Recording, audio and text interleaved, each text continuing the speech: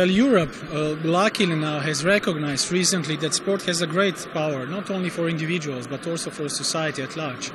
So I have high expectation from this first European Sport Convention, although I know it is first, so I believe that it will grow in future. And I'm thankful to the Strasbourg University to initiate this kind of work, because like society is changing, sport also has to adjust to the new lifestyles of the young people, especially. European people are also growing older, so we need to adjust some sport activities as well. The platform here be able to make a project, a European project. Right now I have been working for 2 years in Turkey. It was an EU-funded project of the social inclusion through sport. So we supported more than 10,000 children and young people with life skill sessions using sport to do that. And I must say I was very impressed of the results. Also the beneficiary, which was a ministry of Turkish Ministry of Youth and Sport, was very well surprised that sport has such a power to intervene into the lives of the disadvantaged youth and to show them a little bit of a bright light towards the exit of the being disadvantaged towards the bright future as well. The France can be an example for the rest of Europe.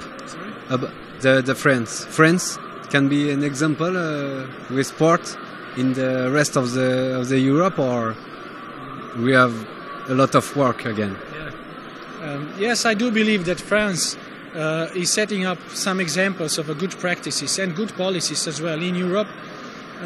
But coming from Slovenia, I also believe that Slovenia can be a good example how to lead a sport policy, since we have really high level of sports people doing recreation and leisure time, and also we are really high in the ranking of getting the sport medals. Okay. What is the contribution of Europe to this event? To this event? Well, I think now we can set up some of the founding pillars where to direct the development of sport in future. So we will be discussing sport for children, sport for education, sport for health, and sport for citizenship, for tackling the discrimination and other social pathologies in Europe as well. To take some information to distribute a lot of city and country in the Europe. Well, I do hope that we will finish with the practical, pragmatic recommendations at the end on Friday, and that this will only be the entrance into a new era of the sports development for Europe. And you have a project about humanism and laicity. Comment on dit laïcité en anglais? Laïcité? No religion, laicity, no religion. Because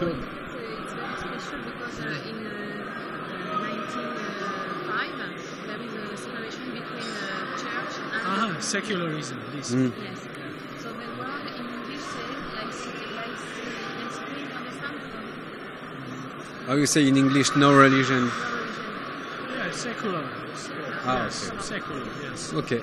So, can you speak about your project?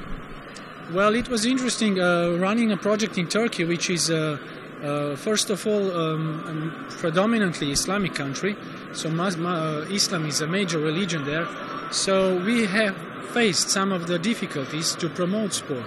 That's why Europe also has to find ways to adjust sport to different religions and so on.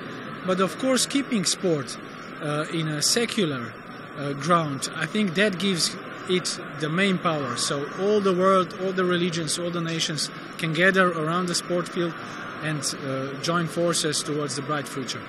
It's really possible in Islam population? Yeah, of course it is. But there are some kind of small things that we need to fine-tune, some activities. We shouldn't judge from our European or Christian perspective that if they don't want to do some sports, if, for example, in conservative environments, rural environments, fathers especially, they are not so happy to see the girls doing sport or wearing the short sleeves and short pants and so on. So we should just adjust to those